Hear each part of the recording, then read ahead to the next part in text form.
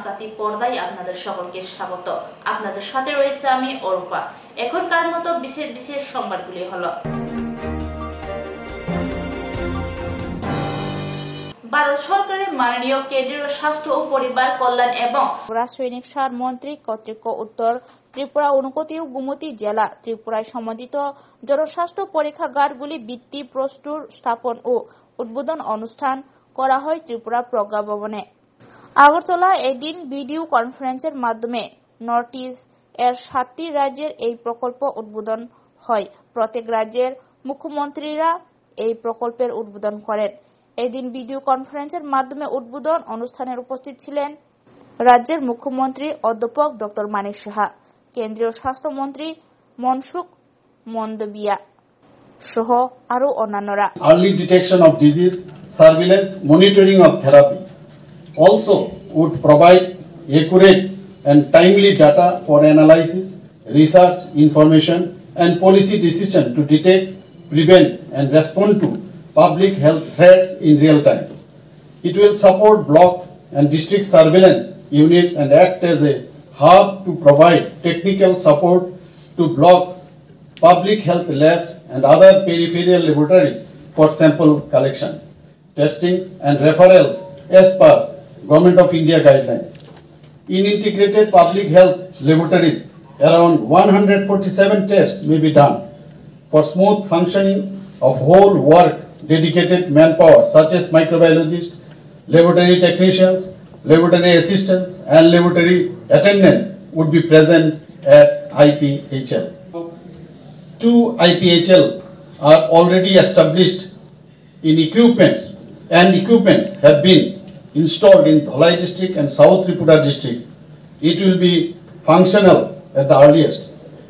Official procedure is going on for setting up 2 more IPHL at Melagor Subdivisional Hospital and Khwai District Hospital. Today, in this auspicious day, I convey my thanks to our Honorable Prime Minister, Sri Narendra Modi ji, for coming up with so many innovations for making a strong nation. I extend my gratitude to our Honorable Union Health Minister, Sri Monsukh Mandavia ji, for supporting our efforts. I wish all the laboratories will provide standard quality service for the people of Tripura and nation as well. Thank you all.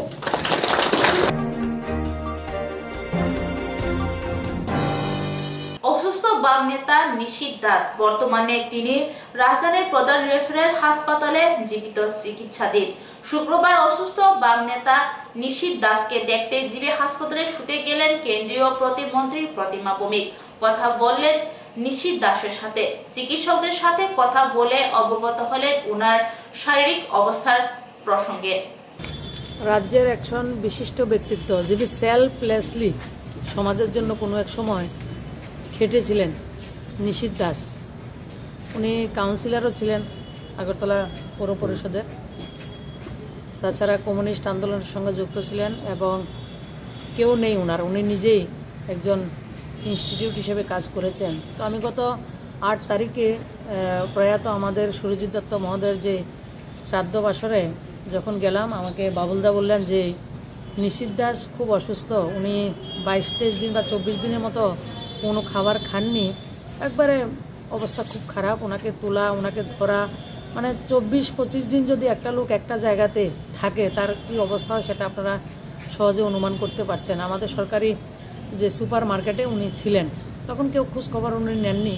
বাবুলদা তারা দেখেছেন, শম্ভুদা তারা দেখে ওনাকে তুলে এনেছেন, তো এনে রেখেছেন এবং বাবুলদা আমাকে বললেন যে ওনাকে একটু ট্রিটমেন্ট কীভাবে করানো যায়। তো সাথে সাথে আমাকে বলার সাথে সাথে বাবুলদার সঙ্গে কথা বলে আমরা নার্সেস, যারা স্পেশাল নার্স, আমরা পুরো দিনে 2 জন করে সেদিন থেকে আমরা রেখে দিয়েছি। আজকে যে পরিস্থিতি ছিল, আজকে আপনারা দেখেছেন উনি কথা বলছেন, তো ওনার ট্রিটমেন্ট চলছে। তাছাড়া ডাক্তারবাবুরা আগ্রহ করেছেন আইসিইউতে যদি ওনাকে ভর্তি করানো হয় তাহলে ট্রিটমেন্টটা একটু ভালো হবে। তো যথারীতি ওনাকে আইসিইউতে শিফট করা হয়েছে এবং রাজ্য সরকারের সঙ্গে আমরা কথা বলেছি। আমাদের রাজ্য সরকার ওনার আইসিইউর যে ভাড়াটা সেটাকে মুকুব করে দিয়েছেন, বাকি যত খরচাপাতি লাগছে সেটা আমরা বহন করছি।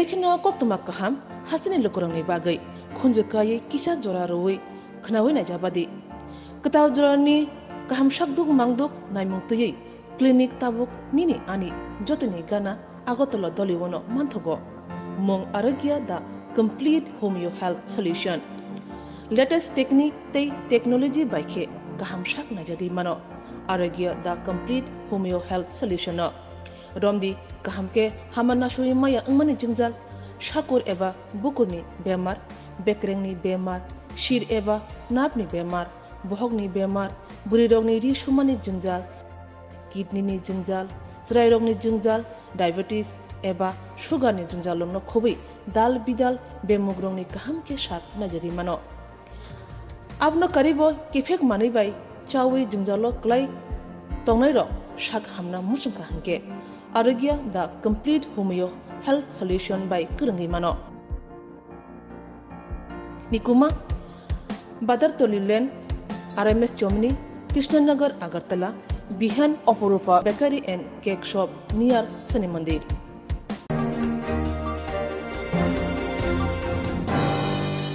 আমবাসা ব্লকের অধীন জগন্নাথপুর পঞ্চায়েতের অন্তর্ভুক্ত রেগার শ্রমিকরা 1.5 মাসের রেগার মজুরি পাচ্ছে না। রাত পোহালে পুষ পার্বণ, এই অবস্থায় শ্রমিকরা দিশেহারা। রেগার মজুরি মিটিয়ে দেওয়ার দাবিতে গত শনিবার 1.5 মাইল এলাকায় আমবাসা গন্ডাসরা সড়ক অবরোধ করেছিল শ্রমিকরা। সেই সময় ব্লক আধিকারিক মুনমুন দেববর্মা আশ্বাস দিয়েছিলেন পুষ সংক্রান্তির আগে মজুরি মিটিয়ে দেওয়া হবে, কিন্তু আজ পর্যন্ত শ্রমিকদের মজুরি প্রদান করা হয়নি। বাধ্য হয়ে আজ ক্ষুব্ধ শ্রমিকরা আমবাসা ব্লকে তালা ঝুলিয়ে দেয়। Rega payment mayani bagu chungkhayo 6 tarikh ka supurke bidu madam saka বুধবার বিষ্ণু রাম দানাই মঙ্গলবার সোমবার মঙ্গলবার সে দানাই সোমবার মঙ্গলবার না হ্যাঁ সোমবার মঙ্গলবার ইয়া ডাইরেক্ট বিদু সকা বুধবার বিষ্ণু নন রাম ডাইরে না তুমি 30 দিন পুরা 30 দিন ডাইরে না সংক্রান্তি সকা মামা নাইকা সংক্রান্তি আইছে সংক্রান্তি বাজানো টাকা তুমি বজে টাকা হাবিয়া কাবু বজে টাকা হাবিয়া আপন বাইক দং হই তু ব্লক মা ফাই মানে ব্লক তা বনা তালাদারি তালারে Kalarir ka. Tini bisa orang maya ada tuntai talab pulau maya. Oh, saya norok lama kasih burka baru tam saya kelang kasa. Bud barat nai.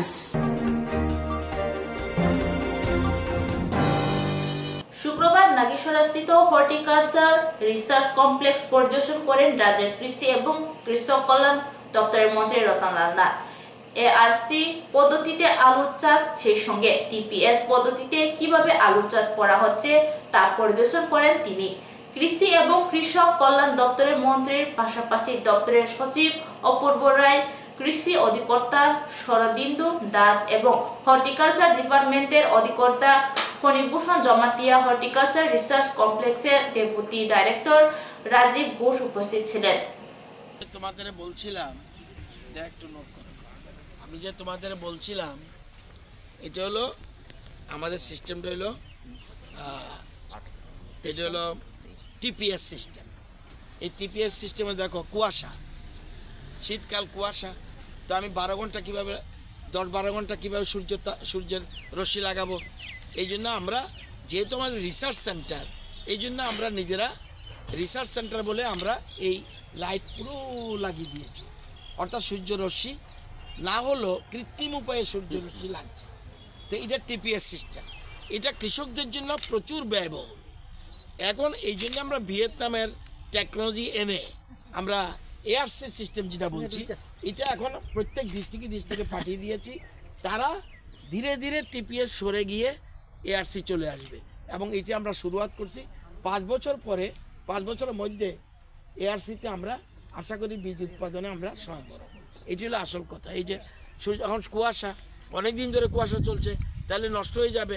একদিকে পুরুষ, একদিকে স্ত্রী, এইগুলি সারছে। পুরুষ এবং স্ত্রী ধীরে ধীরে তারা, এবং এটাও কিভাবে মিক্স করবে ওখানে ব্যবস্থা দেওয়া হচ্ছে। পোটাটো সিডস, ট্রু পোটাটো সিডস, এই যে এখানে যে কাজ করছে, মেয়ে ফুলের সাথে ছেলে ফুল মিশিয়ে দিচ্ছে যাতে পড়া, এবং 35 জন কাজ করছে আমার মা বোনেরা, এবং পৃথিবীতে একমাত্র ত্রিপুরা, পৃথিবীতে একমাত্র ত্রিপুরা।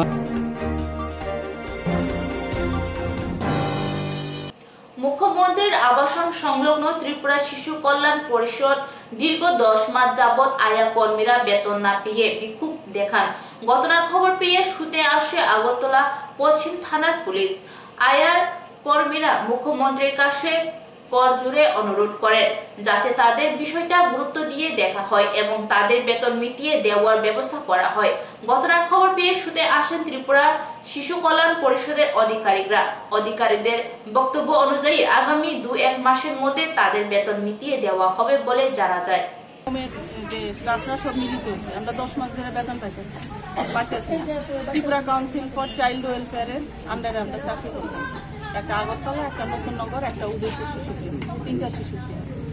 অফিসে দেখেন প্রত্যেকে আমরা মানবিকতার খাতিরে আমরা সব বাচ্চাদের নিয়ে পড়ে দিছি পরিষ্কারভাবে। আমরা বাচ্চাদের ফালেও যেতে পারতেছি না, কিন্তু প্রত্যেকটা হোমের মধ্যে 6 জন করে মাদার আছে, মানে আয়া, তারা বেতন পেতেছে না, তারা ঋণে ধারে জর্জরিত। আমরাও যাইতেছি, আমরা যারা তারার উপরের পোস্টে আছি, আমাদেরও তো অর্থনৈতিক সমস্যা আছে। সেই কারণে আপনাদের মাধ্যমে আমরা মানবিকভাবে আমাদের মুখ্যমন্ত্রীর কাছে আবেদন জানাতেছি যাতে আমাদের বকেয়া টাকাটা আমরা দিয়ে দেওয়া হয়। কতজন আছেন? টোটাল 30 মানে 3 জায়গায় মিলে। মাসে মাসে ওই কমিটি আছে, তারা লোক একটু দেখা করে বা তারাও যদি সুযোগ করে যায় তারা 10 মাস ধরে বেতন পাই না। আমরা মানে স্যালারি ছাড়াই এখানে আসি, যেমন একটু স্যালারির ব্যবস্থা করে দেয় সবাই। আর হোমটি যেমন বদ্ধ না করে, যারা যারা কাজ করতে চায় যেমন কাজ করে। কারণ আপনারা ঢুকলে বুঝবেন যে কতটুকু বাচ্চারা কতটুকু জায়গা, মানে 2 দিনের 3 দিনের বাচ্চারা আমরা পাইলা আমরা কতটুকু পোলাপান করে তাই না, ঘরের খাবার নাই, ঘরের উপরে আমরা ঘরের মধ্যে মা বুড়া মানুষ ক্যান্সারের রোগী, আমি ওষুধ খাইতে পারতেছি না, এটার উপরে আমরা মাসে মাসে আমরা কই যাবো চাকরি করতে মনে হয় না। আমরা রিডও থাক হুমও থাকবো, আমরা মাসে মাসে ব্যবস্থা করবো। ত্রিপুরা কাউন্সিল ফর চাইল্ড ওয়েলফেয়ারের আন্ডারে 3টা শিশু গৃহ আছে। সেই 3টা শিশু গৃহের মধ্যে এখানে আছে একটা নতুন নগর, একটা উদয়পুরে। আমরা এটা হলো গভর্নমেন্টের প্রজেক্ট, সোশ্যাল ডিপার্টমেন্টের, গভর্নমেন্ট অফ ইন্ডিয়ার সোশ্যাল ডিপার্টমেন্টের ওনাদের স্কিমেটিক প্যাটার্নে ওনাদের থেকে ফান্ডিং দিয়ে আমাদের শিশু গৃহগুলি চলে এবং আমরা রিপোর্ট জমা দিই, ওনারা ফান্ডিং করেন। এইভাবে তাদের বেতন এবং সমস্ত খরচা বাচ্চাদের এগুলি চলে। আর এখান থেকে যে বাচ্চাগুলি আছে তাদেরকে চাইল্ডের যে কাপল আছে তাদেরকে দত্তক দেওয়া হয়। কিন্তু গত ফিনান্সিয়াল ইয়ারের যে ইয়েটা হঠাৎ করে আমাদের গ্র্যান্টটা তারা গভর্নমেন্ট অফ ইন্ডিয়া দেয়নি। কেন দেয়নি এটা কোনো কারণও, আমাদের রিপোর্ট অলরেডি স্টেট গভর্নমেন্ট থেকে গেছে, ওনারা পাস করে এখান থেকে পাঠাইছেন, কিন্তু ওইখান থেকে কোনো গ্র্যান্ট আসেনি। কেন আসেনি, আমাদের ফল্ট আছে কিনা বা রিপোর্টে কোনো ভুল আছে কিনা এই ব্যাপারেও তারা কিছু জানায়নি। তখন সাথে সাথে আমরা এখানে সোশ্যাল ডিপার্টমেন্ট, ডাইরেক্টর, দিল্লির সোশ্যাল ডিপার্টমেন্ট, প্রাইম মিনিস্টারের অফিস, এখানে সিএম এর অফিস, সমস্ত জায়গায় এমন একটা কোনো জায়গায় বাদ নেই আমরা বলিনি যে আমাদেরকে জানান যে অ্যাকচুয়ালি ঘটনাটা কি। আমাদের এই শিশু গৃহগুলির গ্র্যান্ট যে বন্ধ হচ্ছে তাদেরকে পেমেন্ট দিতে পারছি না, মানে পয়সা দিতে পারছি না, এবং বাচ্চা লাইফের ব্যাপার, ওরা যদি কাজ বন্ধ করে দেয় হঠাৎ করে এতগুলি বাচ্চা নেই। এখন আমাদের এখানে 22টা বাচ্চা আছে। এই বাচ্চাগুলি নিয়ে আমরা বিপদে পড়বো। আপনারা ইমিডিয়েটলি জানান কি আমাদের এটা কি বন্ধ হবে না এটা কন্টিনিউ করবে, আমাদের একটা রিপ্লাই দেবো। কিন্তু এখন পর্যন্ত আমরা কোনো রিপ্লাই পাইনি। লাস্ট আমরা সিএম স্যারের এখানে গেছিলাম 6 তারিখ, কিন্তু উনি দিল্লি চলে গেছিলেন। আমরা ওই সাথে সমস্ত ব্যবস্থা জানিয়েছি। এখন ওরা বেতন না পেয়ে আজকে হঠাৎ করে তারা আমাদের অফিসে আসলো। এই অবস্থা আমরা সবাই মানে কাজ ছেড়ে দিয়ে আমরা চলে যাবো, আপনাদের বাচ্চা আপনারা কী করবেন, আমাদের পয়সা দিয়ে দেন। এই অবস্থাতে আমরা এখানে বিপদে পড়ে আছি। আমরা কোনো জায়গার থেকে কোনো রিপ্লাই পাইতেছি না যে আমরা এই বাচ্চাগুলি বা আমরা কী করবো। মানে আমরাও একদম হতাশ হয়ে গেছি, কোনো এসুরেন্স আমাদের কাছে কিচ্ছু নেই এই পরিস্থিতিতে। স্যার আপনার শুভ নামটা? আমার নাম সঞ্জিত চন্দ্র ঘোষ, ডেজিগনেশনটা জেনারেল সেক্রেটারি ত্রিপুরা কাউন্সিলের চেয়ারম্যান। Thank you sir. খবর পাওয়া গেছে যে এখানে এই চাইল্ড ওয়েলফেয়ার সেন্টার এখানে আছেন, এখানে যে কর্মীরা আছেন ওনারা নাকি স্যালারি পাচ্ছে না, সেটা নিয়ে ওনাদের যে হেড অফিস আছে এখানে ওনারা এসেছেন, জমা দিয়েছেন, এটা খবর পেয়েছে। শান্তিপূর্ণ আছে, পিসফুলে আছে।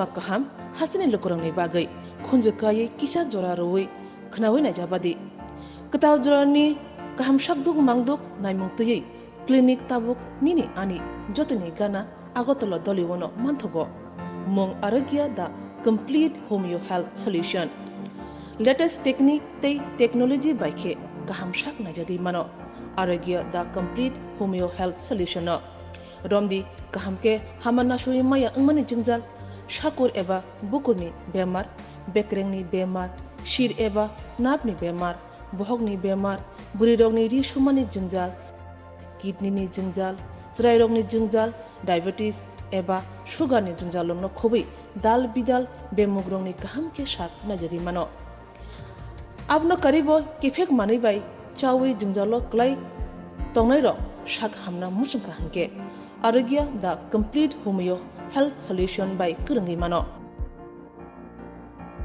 Nikuma Badar Tolilen RMS Germany Krishnanagar Agartala Bihan Oporupa Bakery and Cake Shop near Sani Mandir.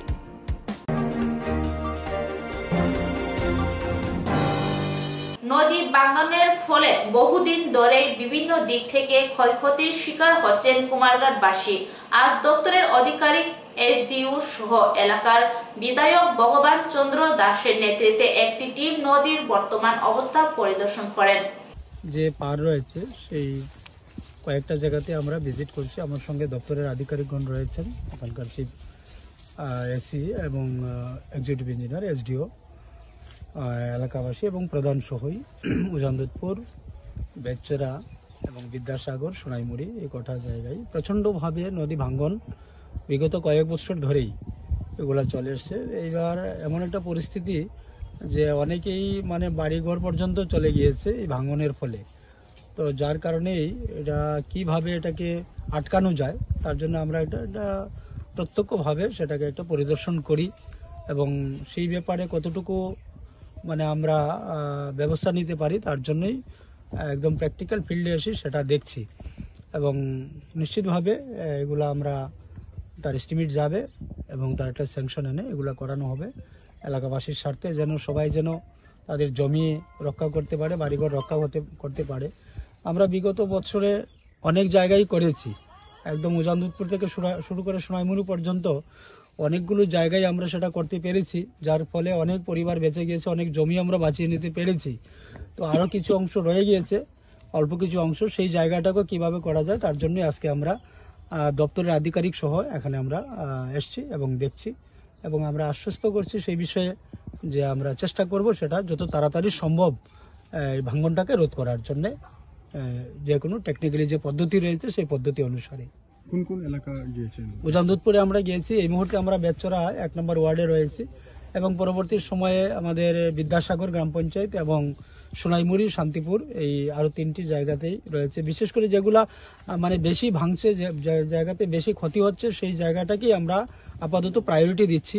যেটা আমি বলেছি যে ইতিমধ্যে আমরা এই বিগত 5 বছরে আমরা অনেকটি করতে সক্ষম হয়েছি, অনেকগুলোই আমরা করেছি, আর বাকি আপাতত যেগুলা বেশি ভাঙছে সেই জায়গাটিকে আমরা ধরছি। পরবর্তী সময় যেগুলা থাকবে সেগুলোর প্রতি আমরা ধাপে ধাপে এগিয়ে যাব।